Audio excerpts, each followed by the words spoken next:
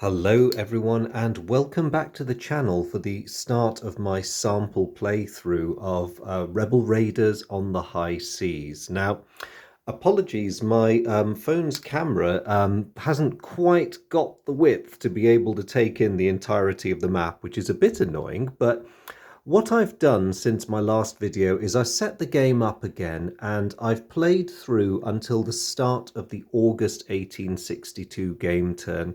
So rather than play through to the end of the war, which would mean a heck of a lot of videos and you would actually be seeing pretty much the same thing played out until a conclusion is reached, I'm going to play through a complete turn, maybe in one or two parts, more likely two, just to show you what a turn of the game looks like, because we've reached a stage in the war where lots of different activity is happening, and you'll get a chance to see a little bit of everything underway.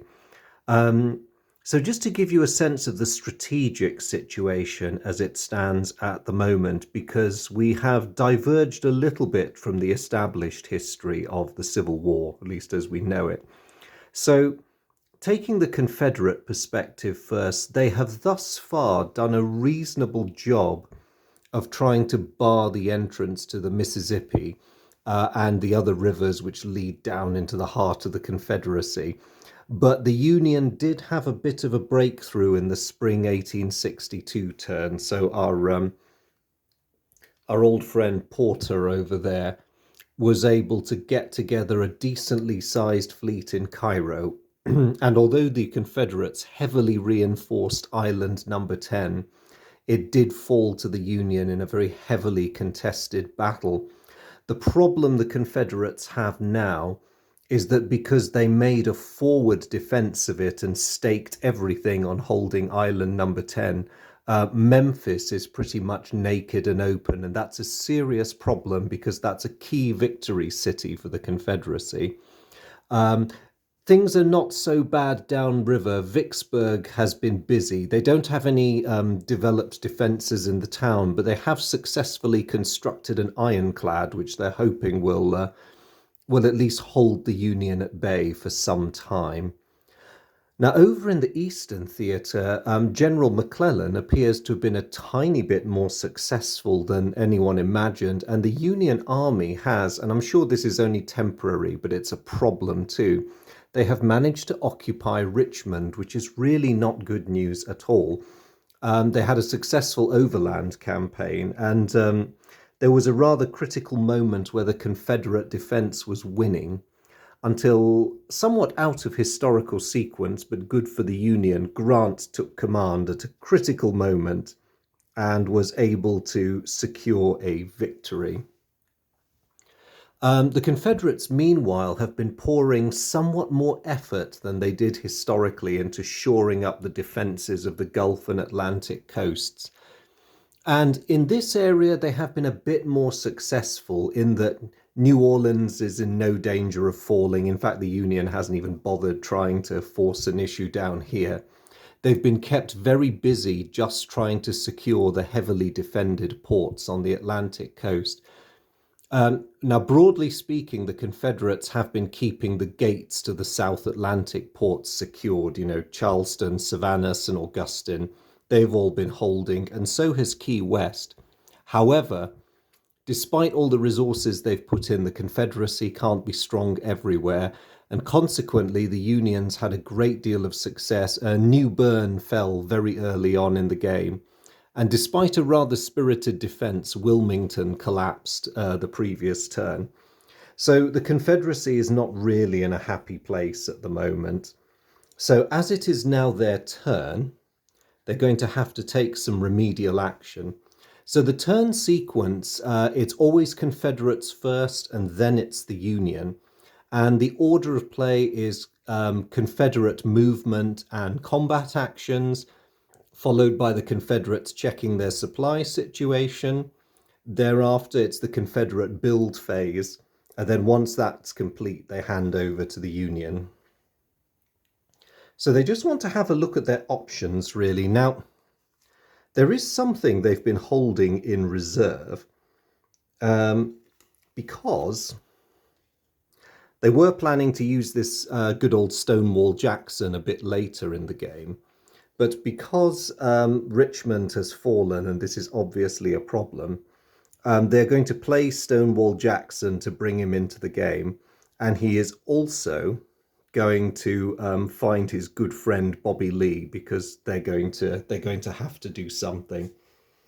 So using Stonewall's special action, I'm going to riffle through the Confederate deck until I find Bobby Lee. Bear with me. Aha! The man himself, come just when they need him.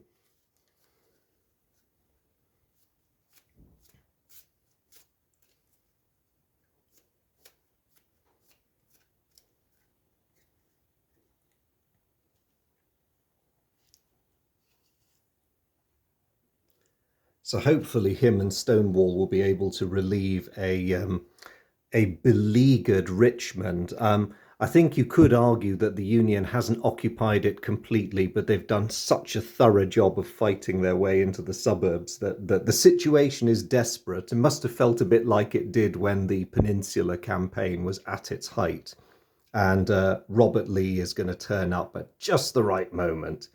The only problem the Confederates have is that he can't do it straight away, because you cannot simply launch ground attacks in this game. The Confederacy particularly needs to buy an offensive chit at the end of this turn. So Bobby Lee has arrived, and he's reorganizing and reinvigorating what we'll call the Army of Northern Virginia. But for the moment, the Yankees have free reign over there. But what else can the Confederacy do? Well, they have a lot of options, because with the movement and combat phase, which is what we're now in, you can move as the player every single one of the ships you have on the board, and the Confederacy has a lot of them. So I'll just move this counter up so it fits in the camera. What we have here is a blockade runner that's out at sea, and just a little bit to its left is the friendly Mexican port of Veracruz. And I know, ironically enough, given our situation here in the 21st century, in this game, the Confederacy actually really wants a porous border with Mexico, because that ensures that places like that can be a source of resupply. And they can use it to ship in commodities that they can't get anywhere else. Sorry, I'm just wrestling with my camera now. I probably shouldn't have sidestepped like that. No, come on. Focus, focus, focus. Are we good? I think we're good. Sorry. Not quite.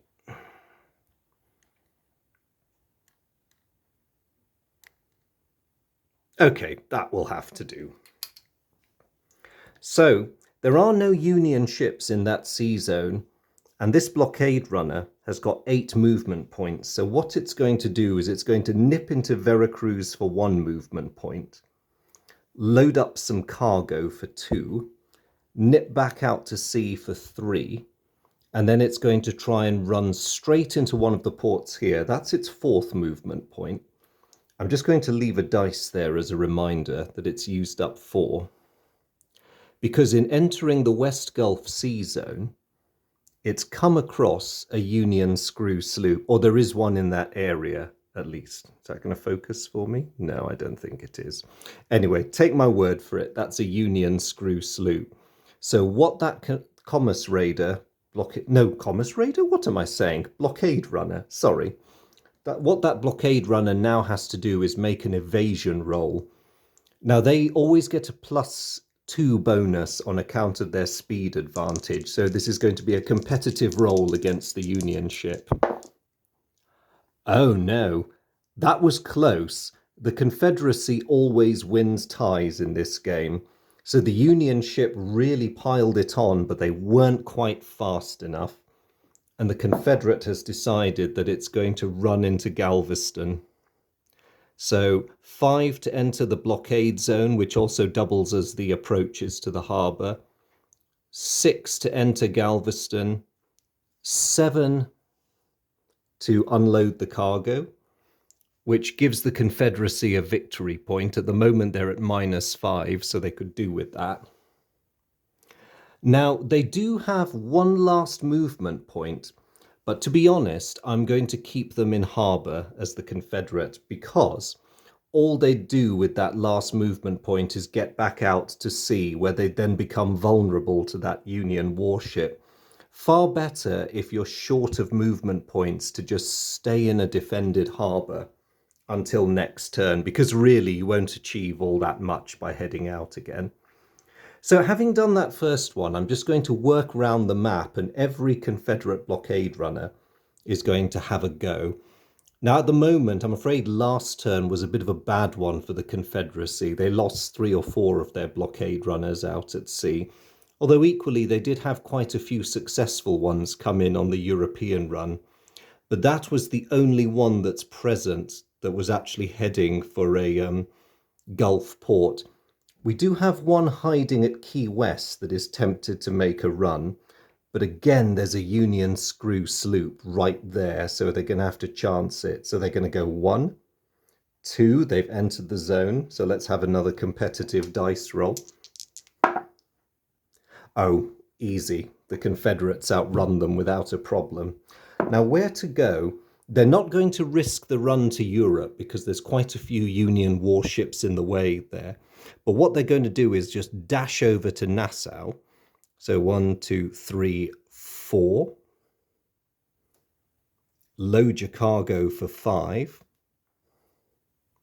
And then 6 to dash back and run the blockade again. Oof, no joy that time. So even with the +2 advantage, I'm afraid that blockade runner comes to grief and it's removed from play along with its cargo. So sorry, Confederacy, no victory point for that one. So as you can see, a good thing for the Union to do is sprinkle as many ships as they can on the blockade stations, because each time the Confederacy tries to send ships to and fro, they act as potential speed bumps. Now, most of the time, the Confederate blockade runners will get through, but equally, they will expect to have to lose a fair number. So how are things looking on the Atlantic coast? Because these ports here are absolutely full of blockade runners, and they are all going to have a go. So let's start with Charleston. 1, 2, out we come. Let's do that roll because there's a Union gunboat there. They make it. And they think, because they're feeling a bit cocky, they're going to make a run for Europe. So there's a Union warship there, so let's go the southerly route. So that was 1, 2, 3, 4, 5, 6. Let's pick up our stuff in Spain. 7 and 8. Now, the reason it's worth going to Europe is because cargo runs straight from the continent are worth 2 victory points. And it's the same level of effort to load them.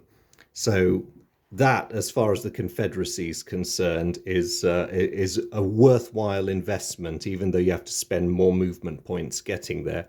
Let's see if they can replicate that. So hoping they'll be as lucky as the runner from Charleston. Another one puts out from Savannah.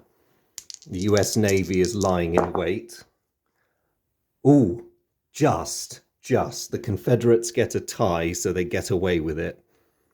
2, 3, 4, 5, 6, 7, 8. They will do exactly the same thing as their colleague, make it to Spain and load some very valuable commodities. I'll just stick them on the Spanish holding box. So let's see if third time's the charm as well from St. Augustine. 1, 2.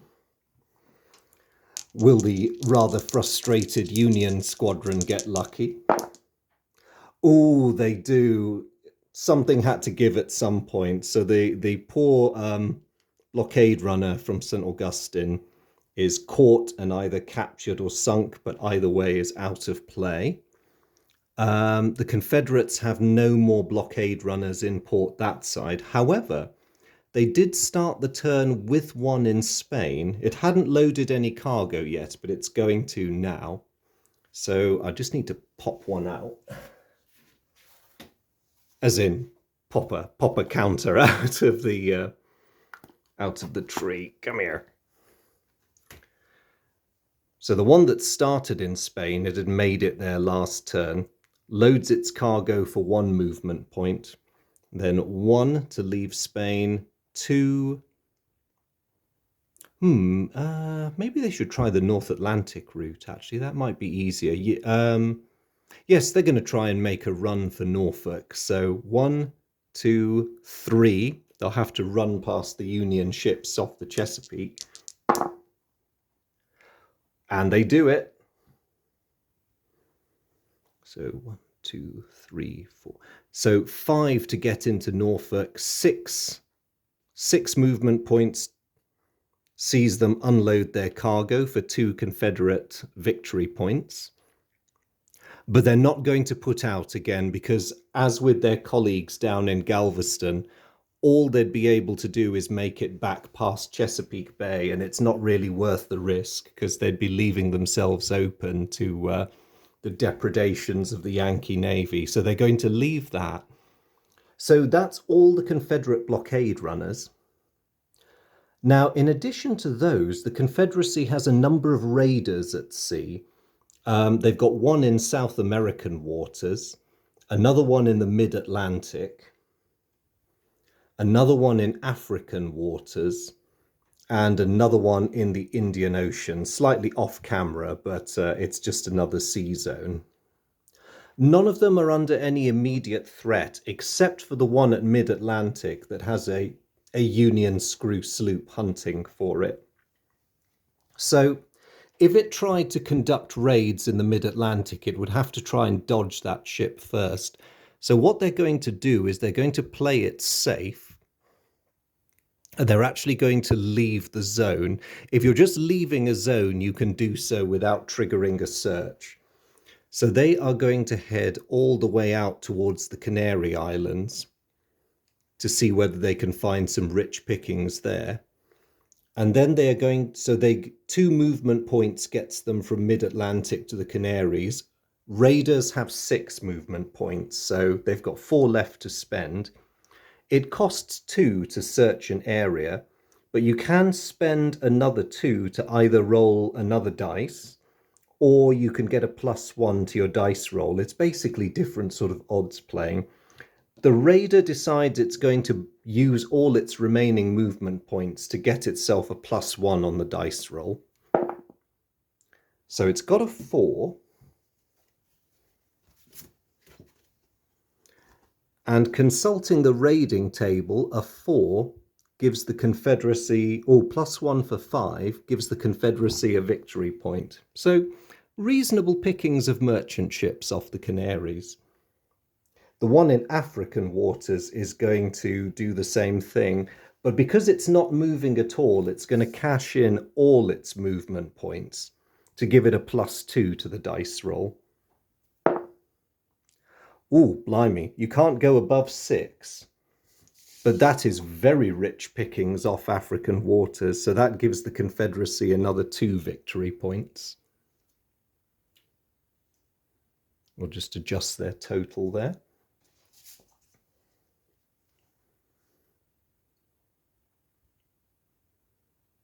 And lastly, let's do the raider off the South American station. They're going to copy their colleagues.